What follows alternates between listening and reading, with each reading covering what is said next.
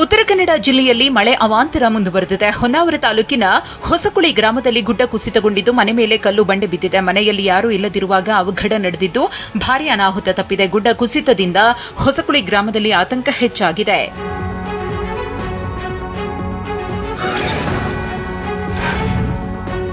ಶಿರಾಡಿ ಘಾಟ್ನಲ್ಲಿ ಗುಡ್ಡ ಮತ್ತೆ ಕುಸಿಯುತ್ತಿದ್ದು ಘಟನಾ ಸ್ಥಳಕ್ಕೆ ಹಾಸನ ಡಿಸಿ ಸತ್ಯಭಾಮ ಭೇಟಿ ನೀಡಿದ್ದಾರೆ. ನಿನ್ನೆ ಸಂಜೆ ಭಾರೀ ಪ್ರಮಾಣದಲ್ಲಿ ಗುಡ್ಡ ಕುಸಿದಿದ್ದು ಸತತ 2 ಗಂಟೆ ಕಾರ್ಯಾಚರಣೆ ನಡೆಸಿ ಮಣ್ಣಿನ ಅಡಿ ಸಿಲುಕಿದ್ದ ವಾಹನಗಳನ್ನು ತೆರವುಗೊಳಿಸಲಾಗಿದೆ. ಮಳೆ ಹೆಚ್ಚಾದರೆ ಮತ್ತೆ ಗುಡ್ಡ ಕುಸಿಯುವ ಆತಂಕದಲ್ಲಿ ವಾಹನ ಸಂಚಾರಕ್ಕೆ ತಡೆ ನೀಡಲಾಗಿದೆ. ಹಾಸನದ ಶಿರಾಡಿ ಘಾಟ್ನಲ್ಲಿ ಗುಡ್ಡ ಕುಸಿತದ ಲೈವ್ ದೃಶ್ಯ ಟಿವಿ9 ಕ್ಯಾಮೆರಾದಲ್ಲಿ ಸೆರೆಯಾಗಿದೆ.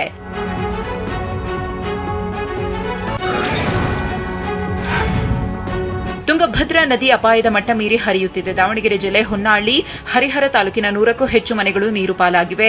ಹೊನ್ನಾಳಿ ಪಟ್ಟಣದ ಬಾಲರಾಜ್ ಘಾಟ್ನಲ್ಲಿನ 23 ಮನೆಗಳು, ಬಂಬು ಬಜಾರ್ನ 26 ಮನೆಗಳಿಗೆ ನೀರು ನುಗ್ಗಿವೆ. ಹರಿಹರದ ಗಂಗಾನಗರದಲ್ಲಿ 10ಕ್ಕೂ ಹೆಚ್ಚು ಮನೆಗಳಿಗೆ ನೀರು ನುಗ್ಗಿದ್ದು ಹರಿಹರ ಎಪಿಎಂಸಿ ಆವರಣದಲ್ಲಿ ಕಾಳಜಿ ಕೇಂದ್ರ ಆರಂಭಿಸಲಾಗಿದೆ. ನದಿ ಪಾತ್ರದ ಜನತೆಗೆ ಸುರಕ್ಷಿತ ಸ್ಥಳಗಳಿಗೆ ತೆರಳುವಂತೆ ಡಿಸಿ ಸೂಚಿಸಿದ್ದಾರೆ.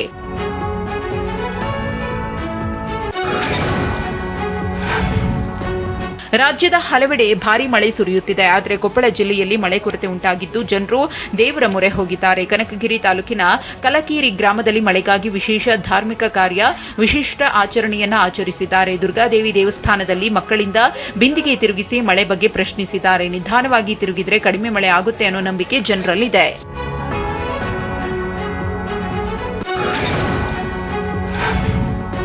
ಮಹಾರಾಷ್ಟ್ರ ಮಳೆಗೆ ಘಟಪ್ರಭಾ ನದಿ ಉಕ್ಕಿ ಹರಿಯುತ್ತಿದೆ. ಘಟಪ್ರಭಾ ನದಿ ಪ್ರವಾಹದ ದೃಶ್ಯ ಡ್ರೋನ್ ಕ್ಯಾಮೆರಾದಲ್ಲಿ ಸೆರೆಯಾಗಿದೆ. ಬಾಗಲಕೋಟೆ ಜಿಲ್ಲೆ ಮುಧೋಳ ನಗರದ ಬಳಿ ಇರುವ ಮುಧೋಳ ಯಾದವಾಡ ಸೇತುವೆ ಪಕ್ಕದ ಜಮೀನುಗಳು ಜಲಾವೃತಗೊಂಡಿವೆ. ಮುಳುಗಡೆ ಸೇತುವೆ ನೋಡಲು ಸಹಸ್ರಾರು ಜನರು ಜಮಾಯಿಸಿದ್ದಾರೆ.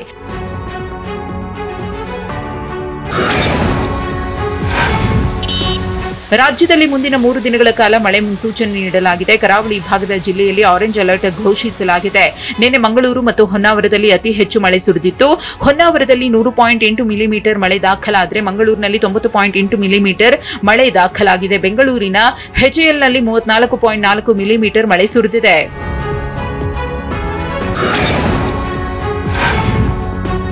ರೇಣುಕಾಸ್ವಾಮಿ ಕೊಲೆ ಪ್ರಕರಣದ ಆರೋಪಿ ದರ್ಶನ್ ಮತ್ತು ಸಹಚರರ ನ್ಯಾಯಾಂಗ ಬಂಧನ ಅವಧಿ ವಿಸ್ತರಣೆಯಾಗಿದೆ. ಆಗಸ್ಟ್ 14ರವರೆಗೆ ಮತ್ತೆ ಪರಪ್ಪನ ಅಗ್ರಹಾರದಲ್ಲೇ ಡಿ ಕಂಪನಿ ದಿನ ಕಳೆಯಬೇಕಾಗಿದೆ. ದರ್ಶನ್, ಪವಿತ್ರ ಗೌಡ ಸೇರಿ 17 ಮಂದಿ ಕೊಲೆ ಆರೋಪಿಗಳನ್ನು ವಿಡಿಯೋ ಕಾನ್ಫರೆನ್ಸ್ ಮೂಲಕ ಜಡ್ಜ್ ಮುಂದೆ ಹಾಜರುಪಡಿಸಲಾಗಿತ್ತು. 11 ಅಂಶಗಳನ್ನು ಉಲ್ಲೇಖಿಸಿ ನ್ಯಾಯಾಂಗ ಬಂಧನಕ್ಕೆ ಕೋರಿ ರಿಮಾಂಡ್ ಅರ್ಜಿ ಸಲ್ಲಿಸಿದ್ರು.